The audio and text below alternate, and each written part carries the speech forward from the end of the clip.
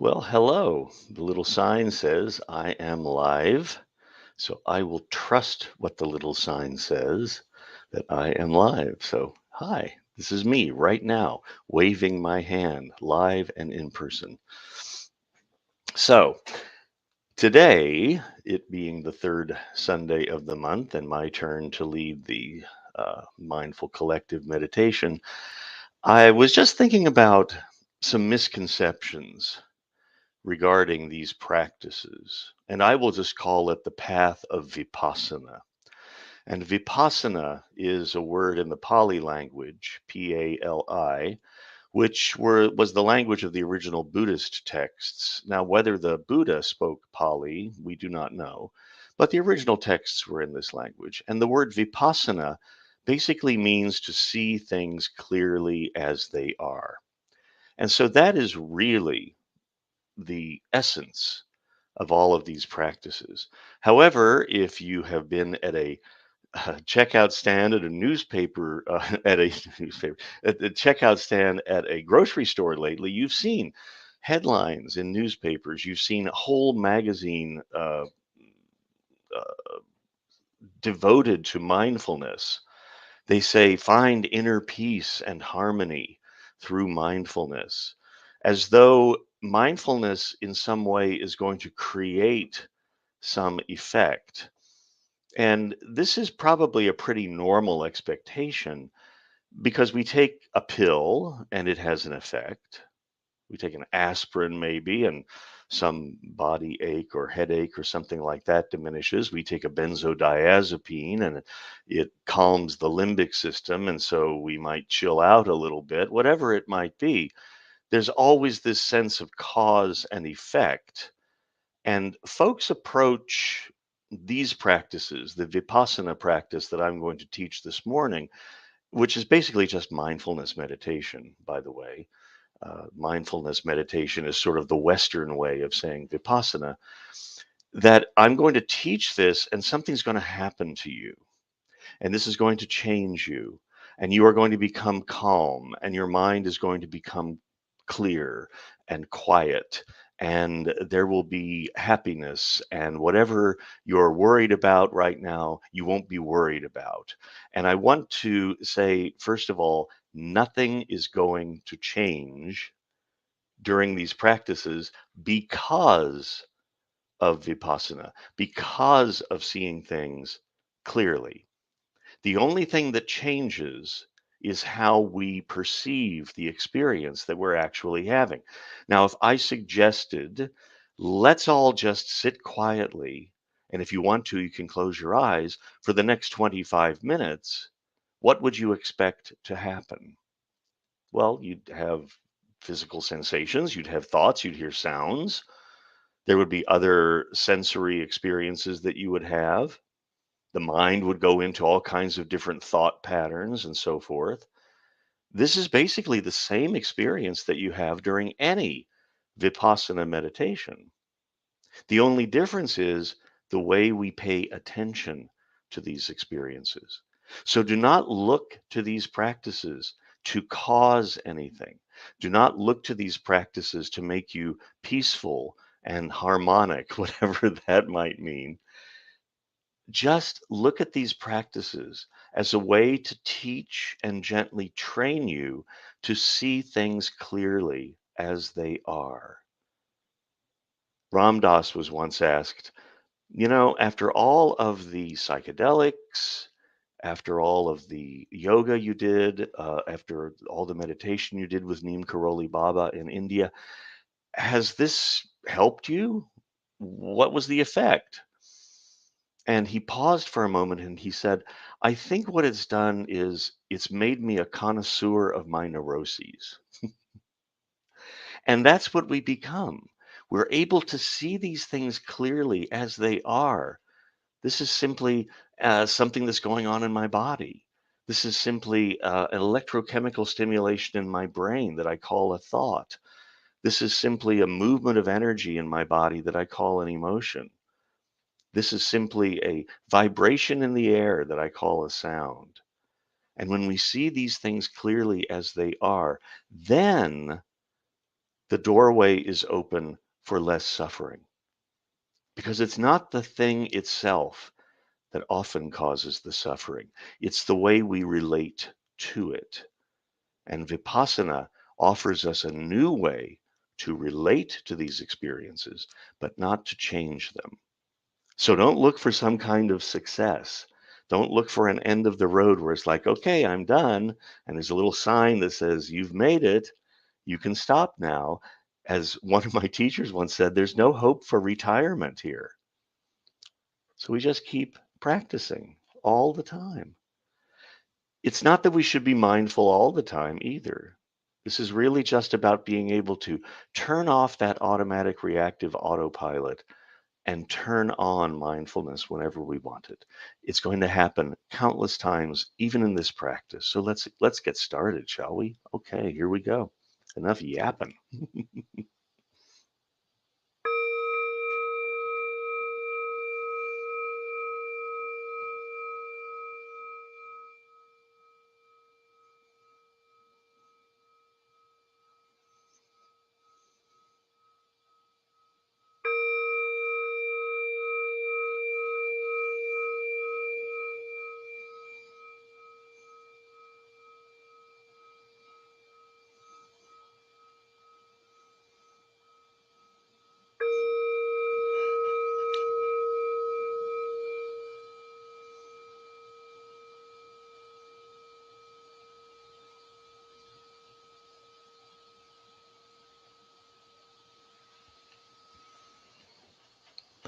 So it might be helpful in the beginning to just let go of expectations of results. We don't know what's going to happen, even in the next 10 or 20 seconds. So just let whatever happens arise, see it as clearly as you can. So we might want to create some conditions for maybe some ease in the body. So make sure you're well supported in whatever posture you choose, including lying down, semi-recumbent, whatever it might be. And you can close the eyes if that's comfortable, or simply gaze downward, or gaze toward a wall, or look at a tree. It isn't that if we do everything right, if we learn how to do all this stuff correctly, something will happen. Well, it's happening right now. Now let's learn to pay attention to it. Feeling those places where you're making contact with a chair or cushion or bed, whatever it might be.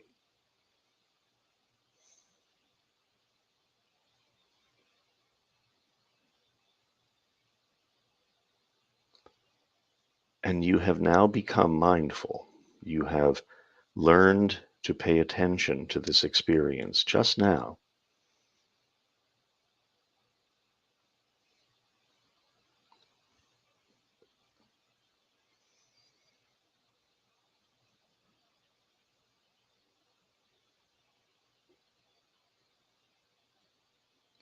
Perhaps deepening the experience into the body a little bit. Here's where we might encounter tightness or tension. Here's where we might notice any levels or qualities of energy that we can notice and name. Maybe the energy is very rapid, almost like a vibration, or maybe it's very slow, like pulsing, or maybe it flows or tingles. Now, these are just some suggested places in which to pay attention. You can look for anything to pay attention to in these practices. You do not have to be guided by a teacher all the time. You can guide yourself. So if you notice something in the body that's of interest or intensity, turn your attention toward that. Or if there's a sound that is particularly interesting or intense. Turn your attention toward that. Or if you'd like to just notice the vastness of mind for a while, do that. And again, these are just suggestions.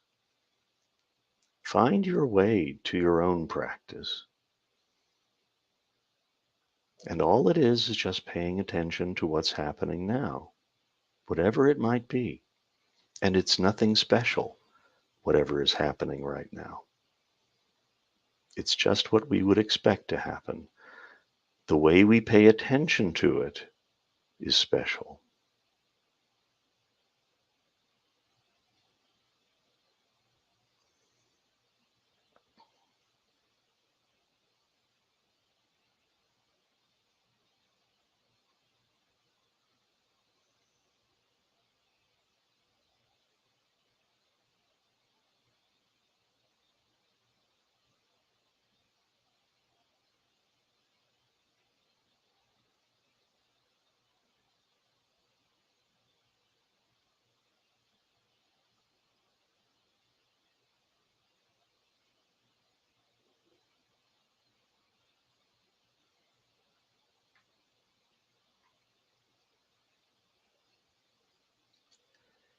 We often suggest finding a sensory object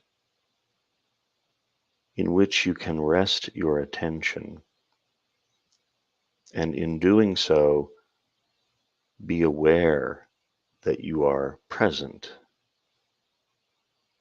If I'm feeling a sensation in my hands, for example, I know I am present because this is only happening in the present moment. If I'm feeling this breath, I'm present. If I'm hearing this sound, and so forth.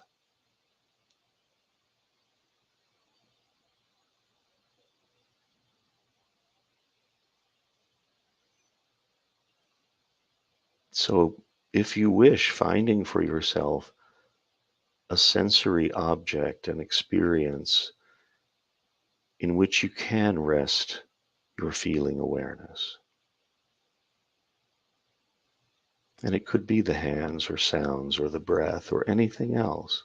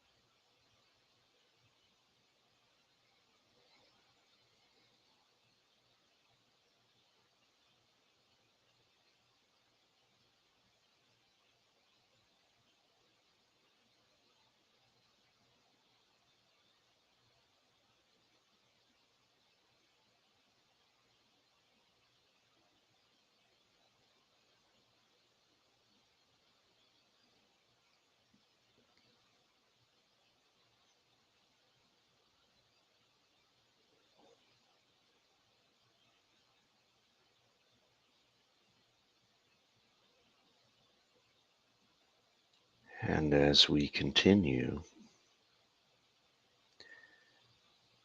perhaps noticing what happens when we do pay attention in this way, when we do experience the breath or the sounds or the sensations clearly as they are, what happens to those experiences?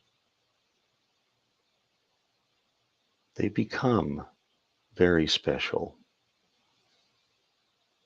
even though they're nothing special. The way I pay attention to them makes them special because I'm seeing them clearly. I'm seeing the miracle of this breath. I'm seeing the extraordinary, complicated, labyrinthine experience of sound as it comes into my ear and changes into stimulation in my brain and informs me what the sound is, what's making the sound, and so forth. This makes things pretty special.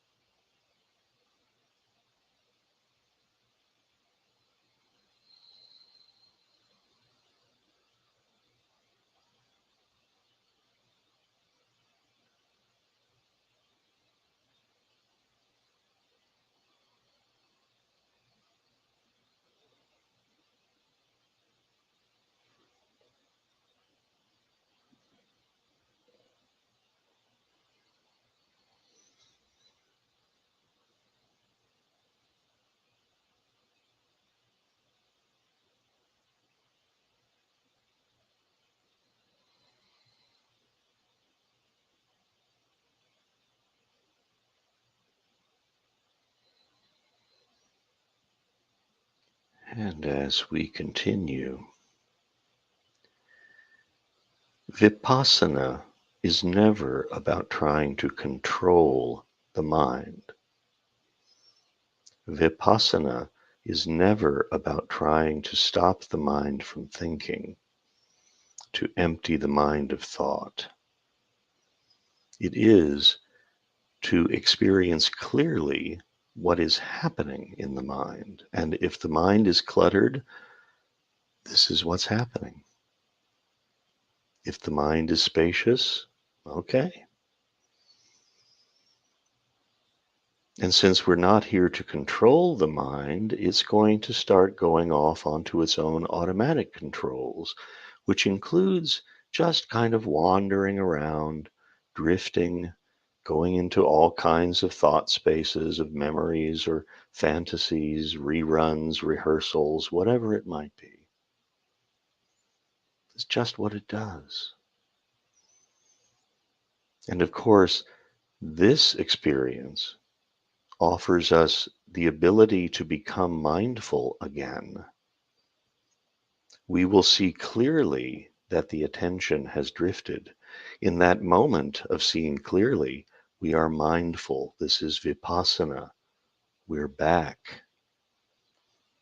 Now we can direct that mindful energy in any direction we wish. Maybe back to the sensations of breathing, or hands, or sounds. Maybe we notice where the mind went. Maybe we notice that there are physical experiences that might come along with certain thoughts. A thought can feel. All of this is here, already here. Vipassana is just about turning on the light and seeing it. And so we'll continue in silence. And if at any time this or any practice becomes overwhelming, You can let the eyes open if they're closed. You can rub your hands together, feel the external sensations. You can shift your position, whatever you need to do to re-regulate yourself, and perhaps then re-entering the practice. And so we'll conclude with 10 minutes of silence.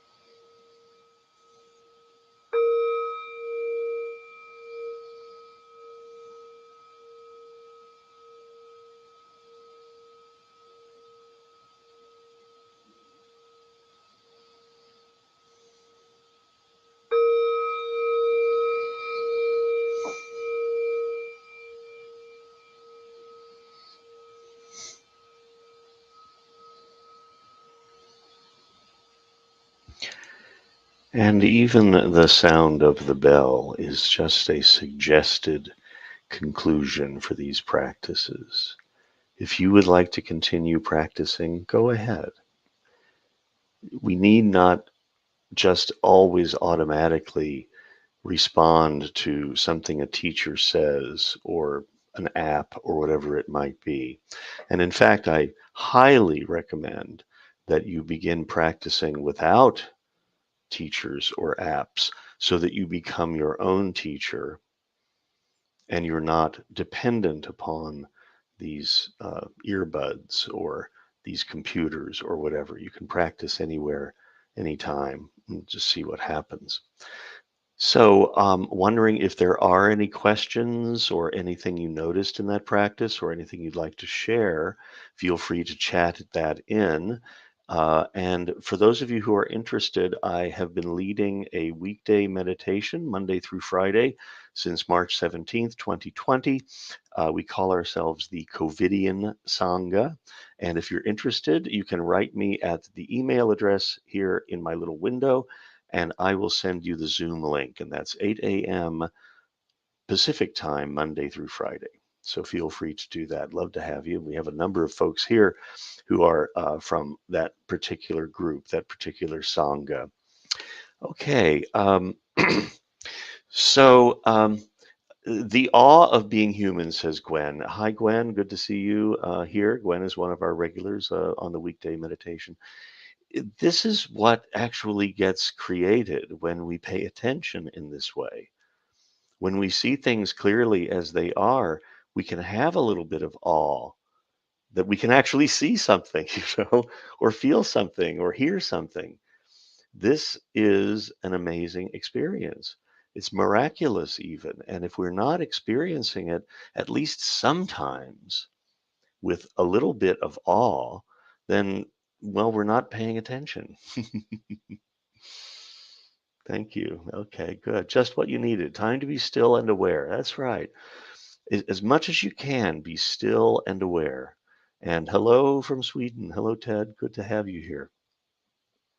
Remembering that this is recorded and it is posted on the Center for Mindful Living Facebook page. So if you do come in late or you want to review some of what I or any of the other teachers have said, it's always available for you when you do that.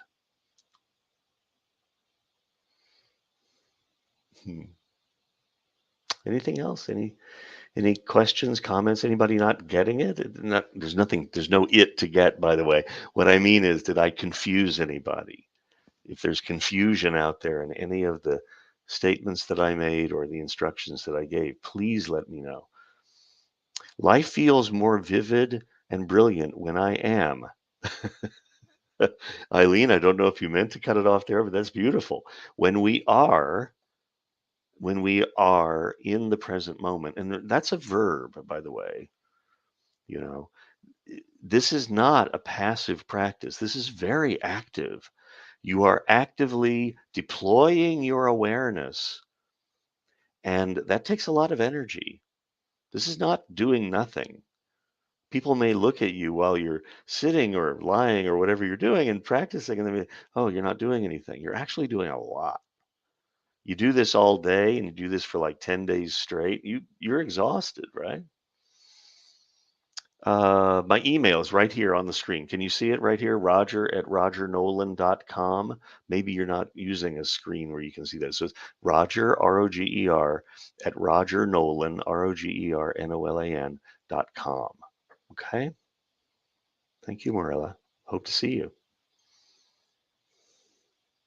Ah, huge hug from Old Continent. Oh, yes, Alex. Hello. Welcome.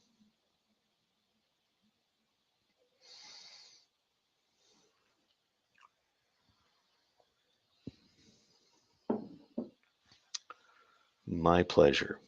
Okay. Well, for those of you who are fathers, happy Father's Day. I'm proud to say that this Father's Day is my first Father's Day as the proud father of a trans individual. Yes, it's true. It's quite an exciting time. And happy Juneteenth as well. This is that holiday, and now a federal holiday, thanks to Joe Biden tomorrow. Anything else? I guess we're done here. Okay, great. So I'm going to go ahead and end the broadcast. If any of you have any questions or need to get a hold of me, contact me at roger@rogernolan.com, and you'll hear back from me. And I'll send you the link to our weekday practice if you wish. Okay, so bye for now. Thank you. I will be here the third Sunday of July, so I'll see you then, I hope. Until then, just pay attention as best you can. Okay. Bye bye.